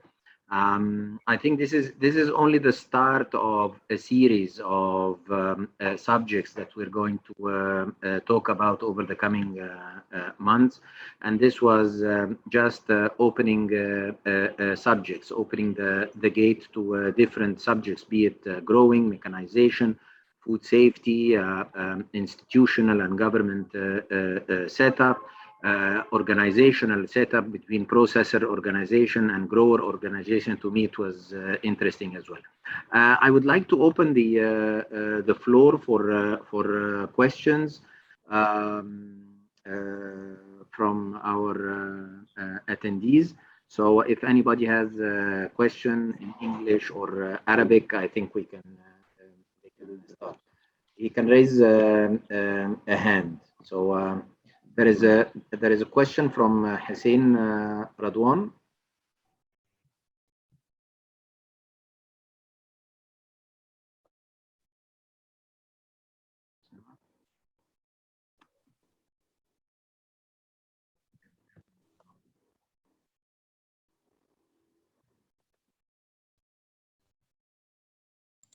Dr. Omar, we also have a question regarding sun-dried tomatoes. Yes. Yeah. Can we ask the attendee to ask to unmute and speak? أستاذ حسين، لو حضرتك عندك سؤال تحب تسأله اتفضل. طيب نروح لأستاذ هشام، أستاذ هشام محمود.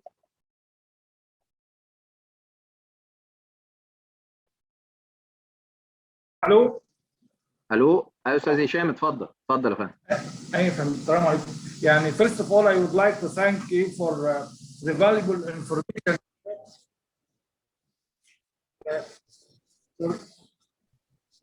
هو الصوت بيقطع عند حضرتك يا استاذ اسلام. For me, my question, what is the best practice in Italy, the waste treatment for tomato?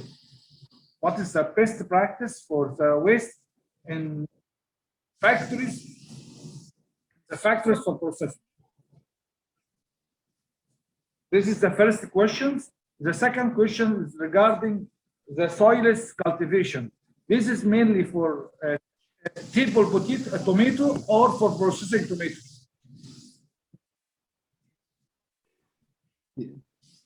I'm not sure that I got the question. Is about The transplanting. soilless cultivation. This is mainly for soilless. Soilless is only for a table tomato.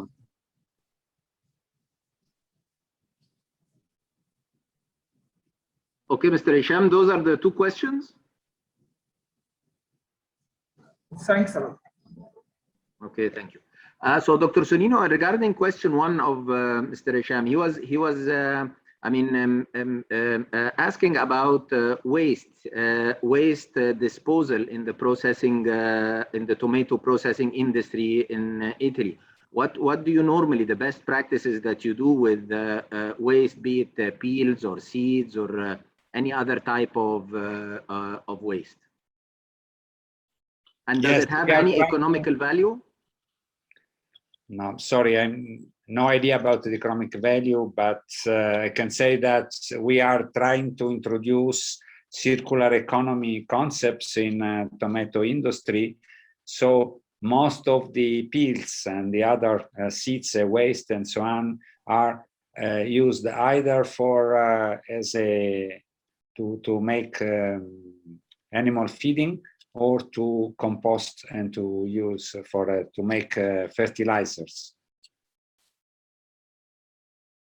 Okay, so it mainly goes to animal feed, and no, not mainly. It's partially to animal feeding and partially to compost, for to make organic fertilizers. Okay. Tala, you had a question. Please have the floor. Hello. Yes, this is Tala. Thank you for having the time to explain the methodology of production of tomato in Italy. I have a question regarding the sun-dried tomatoes. Whether do you think that the current traditional way results into hygienic crops? I mean, hygienic product that has no threats for human consumption? Thank you. Thank you very much for this question, Tala. Yes, I think so. Is if the problem is the quality of the product. So if the product is used as produced, how to say, making use of all the precautions that must be considered, the solar drying process is not introducing new risks. So this is very popular in Italy also. And I think that there was some reference in one or two slides, and but so I never heard about the problems for contamination or for poisoning, human poisoning. Okay. Thank you very much for your explanation. سألته عن باشمهندس حسين، حضرتك عندك سؤال؟ اتفضل.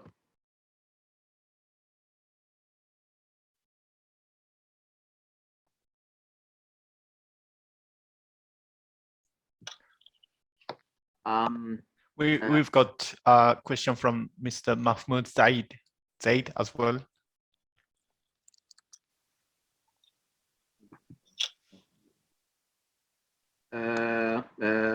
استاذ محمود اتفضل حضرتك.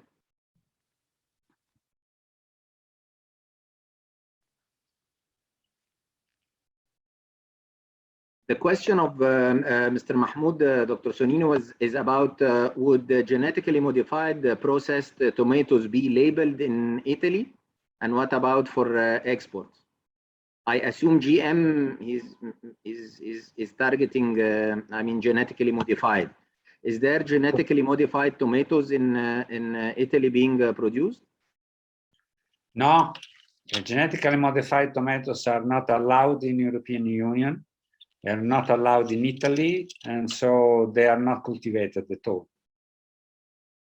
Okay, it's clear. Any more questions? I have some questions of my own, but I will leave them till the end. Okay. If there are no questions from the our participants, I would like to. Okay. Dr. Lubna.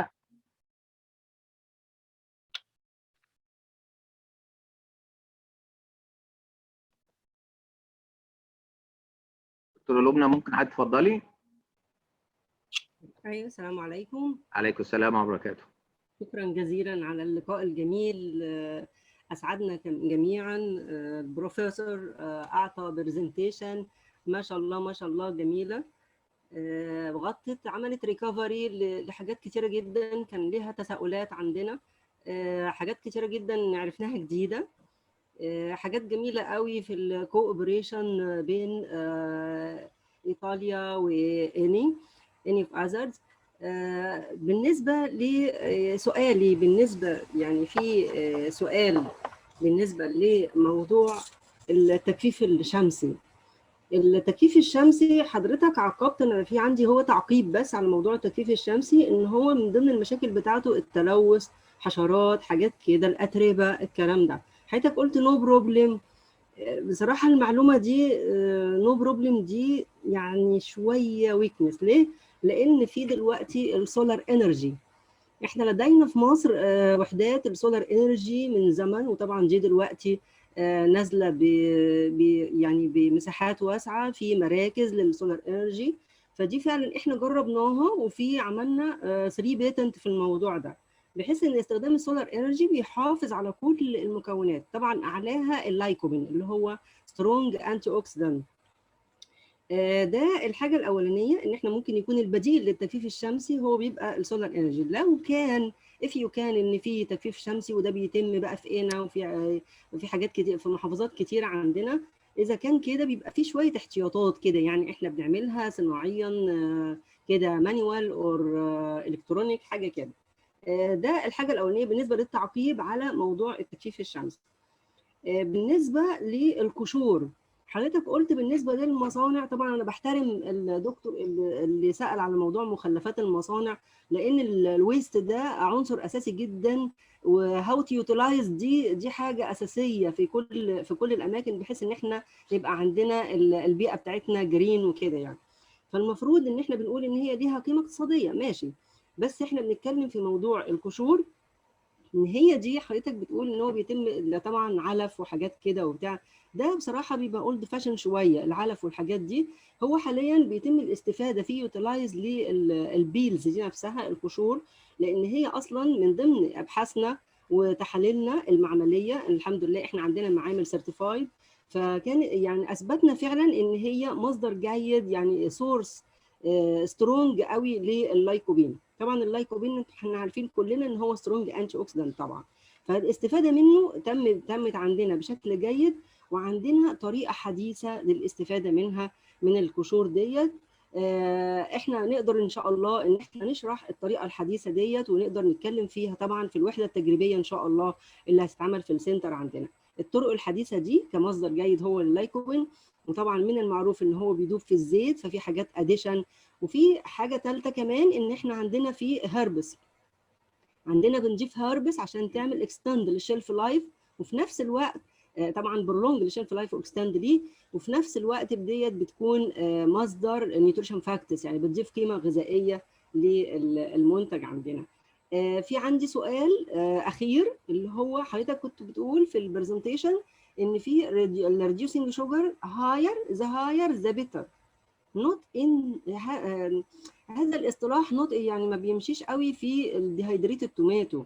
ما ينفعش ان انا يبقى عندي ريديوسنج شوجر عاليه واعمل عمليه التجفيف للتوماتو. طبعا حضرتك تعلم هذا الكلام، وحضرتك اكتر مننا علما طبعا وخبره، ان دلوقتي في بيحصل البراوننج، انزيماتيك براوننج طبعا بتحصل عن طريق عمليه التجفيف. فلو كان عندي محتوى ريديوسنج شوجر عالي، فبالتالي هلاقي ان البراوننج هيحصل عمليه تلوين، والتلوين طبعا بيبقى غير مرغوب، بيبقى نيجاتيف شويه في عمليه التجفيف عندنا. ذاتس انف، وبشكر حضرتك على البرزنتيشن الجيده، وده كانت بس شويه كومنت كده بسيطه بحيث ان انا يعني عايزه استفسر منها من حضرتك عليها يعني. اشكركم جميعا. ثانك يو.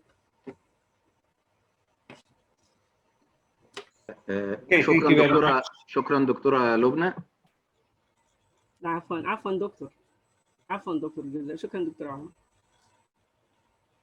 Yeah, thank you very much for this very interesting and very intriguing questions. So the first question is about the dried tomatoes and the possibility to use solar energy. This is a very interesting possibility. Yes, I really agree with that. And I heard that you have patents related to process, patents about technologies that have been developed in Egypt. I suppose that one of the main purposes of this kind of seminars, of this kind of webinars, if you prefer, is to make contacts and to establish contacts and to for interchange of technology, interchange of knowledge, and so on. So I think that maybe these patents you have can be of interest in some parts of Italy. So I would really request our colleagues from UNIDO to make the contact and to see if it is possible to, I'm not an expert in dried tomatoes, sorry for that, but I think that our colleagues in UNIDO can make contact with the right people in Italy and to explore the possibility of the exploitation of these patents also in Italy. And this is really a very interesting opportunity, I suppose. And the second question is about the peels of processed tomatoes, how to dispose of them. And yes, I suppose that the possibility to use the tomato peels to extract the lycopene can be a possibility. I think that in Italy the trend is more related to increase the content of lycopene within the tomatoes, and so to give to the consumer tomatoes with high lycopene content. But anyway, also the extraction of lycopene, and so I suppose the production of peels or other kind of nutraceuticals can be explored also, can be of interest. It's important to remember that lycopene is included in the tomato cells. The tomato cells are broken by high temperatures. So the content of lycopene in tomato paste, in highly concentrated tomato paste, is much more of use for human beings than other forms of tomatoes. So I think that is important to advertise this fact and to extend the consumption of the tomato paste. That is the way to make more accessible the lycopene for our organism. And pizza also is a very nice way to explode the tomato cells that are in the sauce up in the pizza. You know, pizzas are cooked at very high temperatures. And so also the tomato sauce that is used for pizza making has a high quantity of available lycopene can be absorbed and utilized by human beings. But anyway, again, the possibility of extracting lycopene from the tomato peels and to be used as a nutraceutical is also very interesting, and this I see can be another aspect of possible collaboration between Italy and Egypt. The last question, as far as I remember, is about the reducing sugar content. I said that the higher the better, but this was not referred to dried tomatoes. This was referred to tomato paste and to other canned tomatoes. So I can understand that it's not the best characteristic for sun-dried tomatoes, but I'm convinced that reducing sugar content is good for canned tomatoes. Thank you, Dr. Sonin. I see a question from Mr. Hani Ibrahim.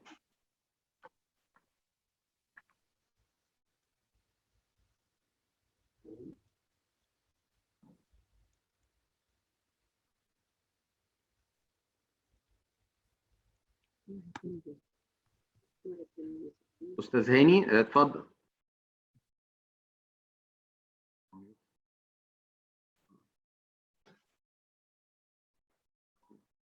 أستاذ هاني إبراهيم.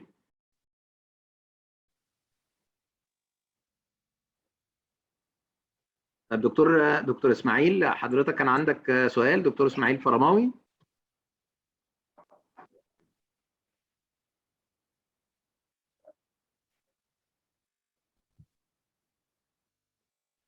دكتور إسماعيل.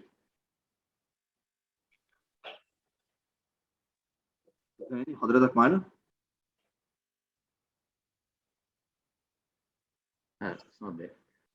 طب مين؟ أستاذ حسين.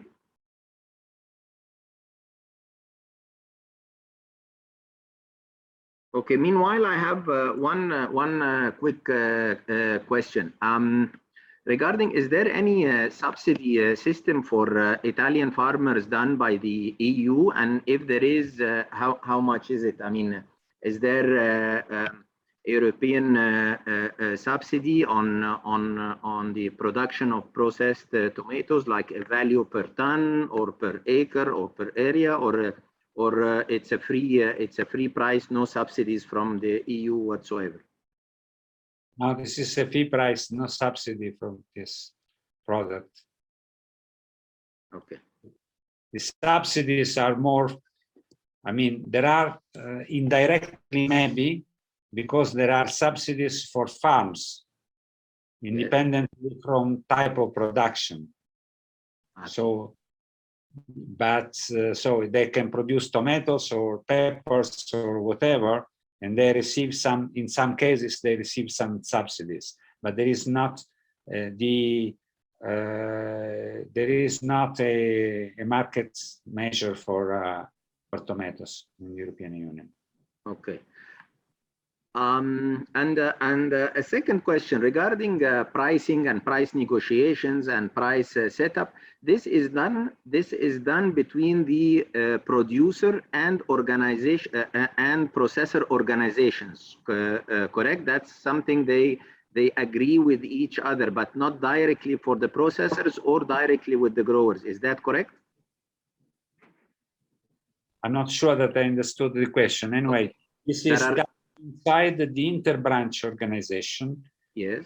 Interbranch organization includes producers and their organizations, yes, processors and their organization. They have only one organization. There is an association of all the processing companies. tomato processing companies, plus also the traders. Okay, so there is one price for North Italy and maybe one price for Southern Italy across all contracts, correct?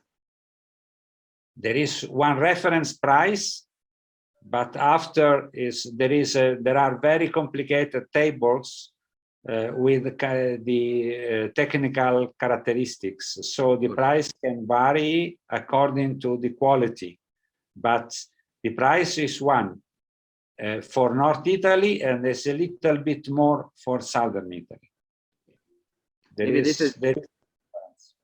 It would be interesting to go further in later webinars in this system, because it's quite interesting as well how this system is set up. I wonder if there are any other questions or that any of the attendees would like to ask Dr. Sonnino regarding the presentation.